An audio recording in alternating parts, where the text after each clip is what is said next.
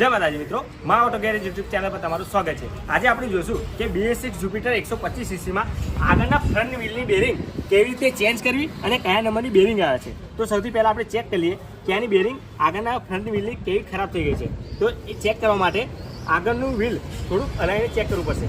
તો જો મિત્રો, આ રીતે કરશું તો અવાજ આવશે અને થોડીક આગળ પ્લે હશે, વ્હીલ ડગતું હશે, વ્હીલમાં પ્લે હશે। તો જો મિત્રો, વ્હીલ ખોલવા માટે 70નું રિંગ અને 70ની નટ અહીંયા આગળ આવે છે।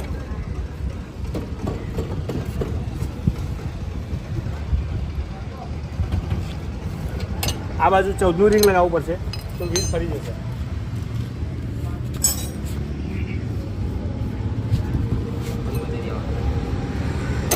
આ બાજુ 70નું રિંગ લગાવીશું અને આ બાજુ 14નું રિંગ લગાવીશું।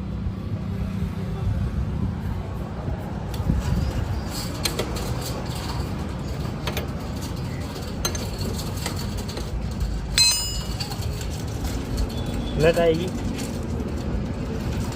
नट અને વોશર થોડી પાછી નટ ચડાવીને આપણે એક્સલ પર ઠોકીશું।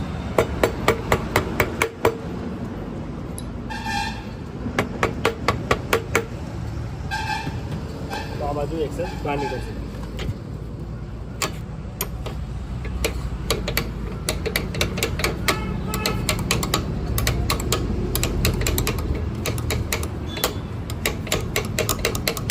एक्सल थोड़ी जाम है तो धीरे धीरे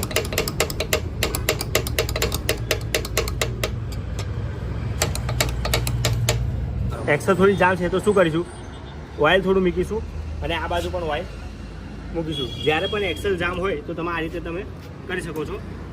થોડી એક્સલ બહાર કાઢ્યા પછી ઓઇલ મૂકીને પાછી એક્સલ અંદર નાખીશું અને પાછી આ બાજુથી એક્સલ કાઢીશું, જેથી કરીને એક્સલ ઇઝીથી નીકળી જાય। તો જો મિત્રો, એક્સલ નીકળી ગઈ। હવે આપણે ધીરે ધીરે વ્હીલ બહાર કાઢી દઈશું। તો આ બાજુ આ હતું અને આ બાજુ આ હતું। તો આ BS6 જુપિટર છે એટલે યાદ રાખવું પડે। વાલથી બેરિંગ ના નીકળે તો તમે આવી મોટી એક્સલ લઈને પણ ઠોકીને કાઢી શકો છો। તો જો મિત્રો, બેરિંગ નીકળી ગઈ છે, અંદરનો આ ડિસ્ટન્સ છે। હવે શું કરીશું કે આ બાજુની બેરિંગ કાઢીશું અને એક્સલ બીજી બીજી એક્સલ જાડી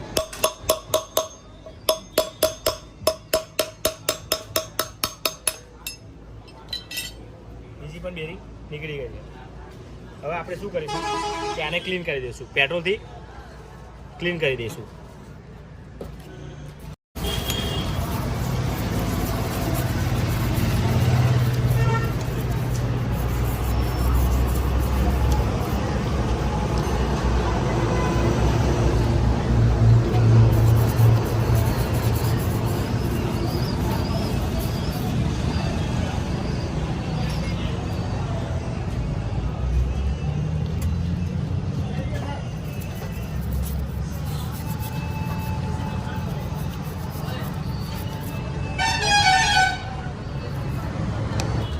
તો મિત્રો, નવી બેરિંગ લઈ લીધી છે અને આની અંદર 6201 બેરિંગ આવે છે, જે એક્ટિવાના આગળના ફ્રન્ટ વ્હીલમાં લાગે છે એ જ બેરિંગ આવે છે।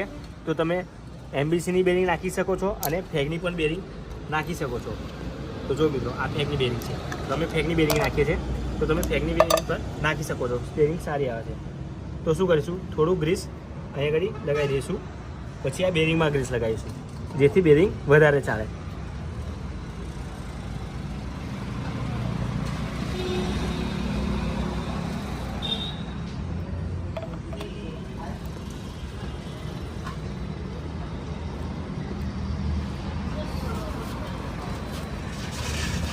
બેરિંગ લયા પછી એક વાલ લઈશું ને તો એક આવું પાનું લઈશું અને પછી બેરિંગ પર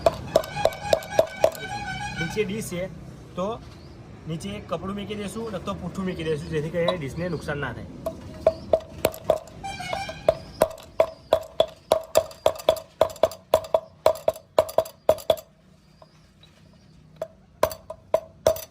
મિત્રો, આ બાજુથી કમ્પ્લીટ બેરિંગ બેસી ગઈ છે।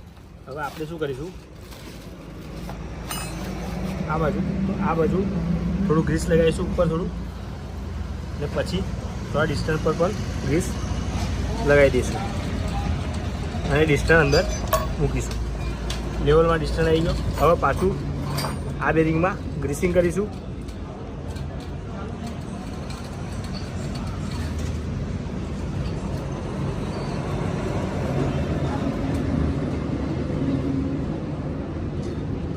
અને પછી આ બેરિંગ લગાવીશું.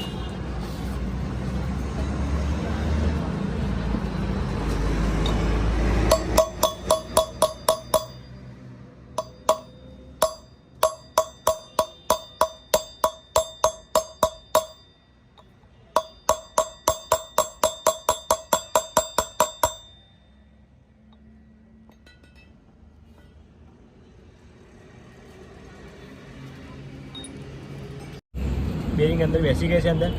હવે થોડું ગ્રીસ ઉપર લગાવી દઈશું. હવે શું કરીશું, એ રીલ પાછું આપણે ફિટ કરી દઈશું.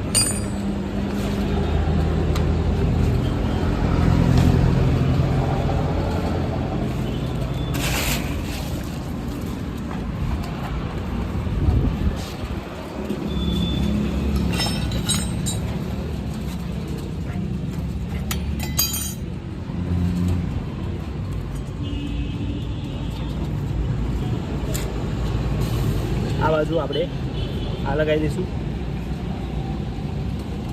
આ ડિસ્ટન્સ આવે છે. પછી આ બાજુ આ ડિસ્ટન્સ આ બાજુ આવે છે. ડિસ્ટન્સને થોડું ક્લીન કરી દઈશું પેટ્રોલથી.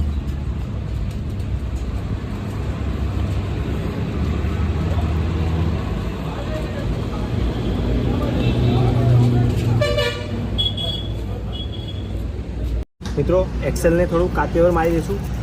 એક્સેલ થોડી જામ હતી, અંદર એક્સેલમાં કાટ આવી ગયેલો એટલે અંદર એક્સેલમાં કાતે પર મારી દઈશું.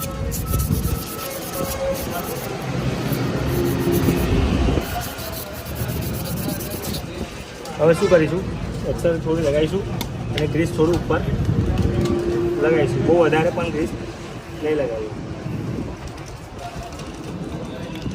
હવે થોડું ઓઇલ મૂકી દઈશું. આ બાજુ નાનો ડિસ્ટન્સ આવશે. હવે આપણે ધ્યાન રાખવું પડશે કે બે બાજુ આવો અસર આવશે અને ડીશ અંદર લગાવવાની હોય છે.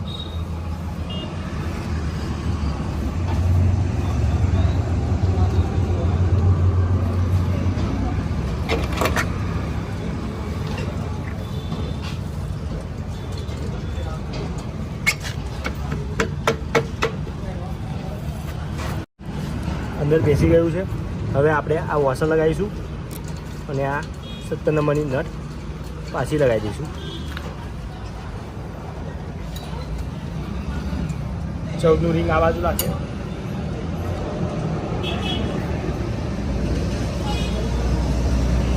સત્તરનું રિંગ લાગશે. તે પહેલાં આપણે થોડું ઓઇલ અંદર મૂકી દઈશું.